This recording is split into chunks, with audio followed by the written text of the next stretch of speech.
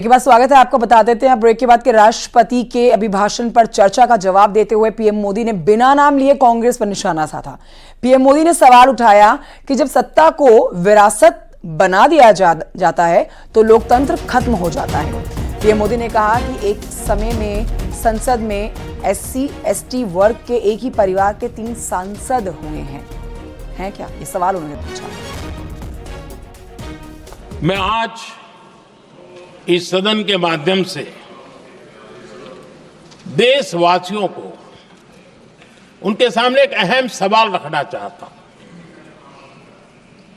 और अध्यक्ष महोदय, जरूर देशवासी मेरे इस सवाल पर चिंतन भी करेंगे और चौराहे पर चर्चा भी करेंगे। कोई मुझे बताएं, क्या एक ही समय में संसद में SC वर्ग के एक ही परिवार के 3 सांसद कभी हुए हैं क्या? SC वर्ग के एक ही परिवार के 3 सांसद कभी भी हुए क्या?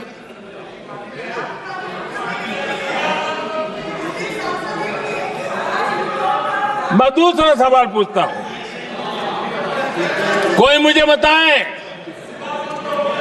कि एक ही कालखंड में एक ही समय में संसद में ST वर्ग के एक ही परिवार के 3 MP हुए हैं क्या?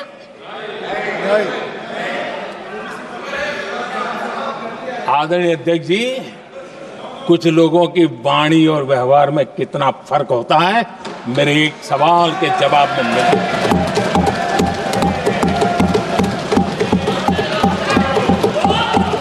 जमीन आसमान का अंतर होता है, रात दिन का अंतर होता है। महाकुंभ में भगदड़ पर सियासत तेज हो चुकी है। कांग्रेस अध्यक्ष मल्लिकार्जुन खड़गे और समाजवादी पार्टी के अध्यक्ष अखिलेश यादव के बयान पर सीएम योगी ने करारा पलटवार किया। सीएम योगी ने कहा कि मल्लिकार्जुन खड़गे और अखिलेश यादव दोनों महाकुंभ को लेकर झूठ फैला रहे हैं।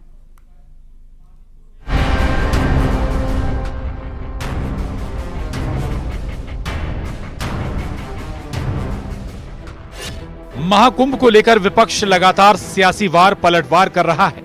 राज्यसभा में महाकुंभ में हुई भगदड़ को लेकर कांग्रेस अध्यक्ष मल्लिकार्जुन खड़गे के बयान पर सीएम योगी ने आरोपों पर पलटवार किया है।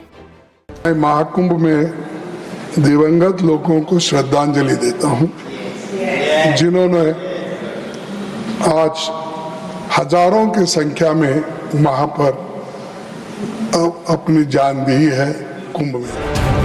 कांग्रेस अध्यक्ष का यह कहना कि प्रयागराज कुंभ में मौनी अमावस्या के दिन हजारों लोग मर गए, हमें अफसोस होता है। एक इतना वरिष्ठ नेता, कांग्रेस देश की जो सबसे पुरानी पार्टी है, उसके अध्यक्ष से अपेक्षा की जाती है कि वो एक मर्यादित बयान देश की संसद में रखें। सीएम योगी ने कांग्रेस के साथ समाजवादी पार्टी पर भी निशाना साधा। उन्होंने कहा कि मल्लिकार्जुन खड़गे और अखिलेश यादव दोनों महाकुंभ को लेकर झूठ फैला रहे हैं। कितने लोग खोए हैं उसकी डिजिट नहीं बता पा रहे हैं, करोड़ों की गिनती कर ले रहे हैं, लेकिन मरने वाली लाश कितनी उसकी गिनती नहीं बता रहे हैं। सही, जो सत्य को छिपाते हैं वो योगी नहीं हो सकते हैं। न केवल इनके सनातन धर्म विरोधी चरित्र को उजागर कराता है, बल्कि इनकी उस गिद्ध दृष्टि की ओर भी सबका ध्यान आकर्षित करता है, जो लगातार इस महाकुंभ के खिलाफ पहले दिन से दुष्प्रचार कर रहे हैं। सीएम योगी ने कहा कि ये लोग सनातन के खिलाफ हैं। ये लोग पहले दिन से चाहते थे कि महाकुंभ में कोई अनहोनी हो। इन्होंने सनातन धर्म के खिलाफ सुपारी ले रखी है। भगदड़ की जांच चल रही है, हम हादसे की तह तक जाएंगे। इन दलों ने, जिन्होंने सनातन धर्म के खिलाफ सपारी लेकर के एक षड्यंत्र करने में लिप्त हैं, इनका षड्यंत्र कामयाब नहीं होगा। 29 जनवरी के हादसे की तह में हम लोग जाएंगे, षड्यंत्रकारियों को बेनकाब करेंगे।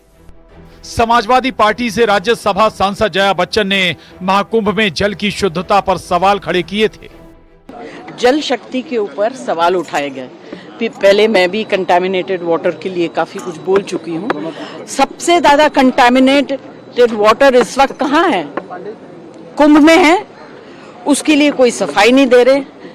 बॉडीज जो पानी में डाल दी गई हैं उससे पानी कंटामिनेट हुआ है। यही पानी जो है लोगों तक पहुंच रहा है वहां। बीजेपी सांसद हेमा मालिनी ने समाजवादी पार्टी और अखिलेश पर निशाना साधा। उन्होंने कहा कि महाकुंभ में योगी सरकार ने सारी व्यवस्थाएं बेहतर की हुई हैं, लेकिन विपक्ष बेवजह के आरोप लगाने में जुटा है। अच्छा संभाल रहे हैं।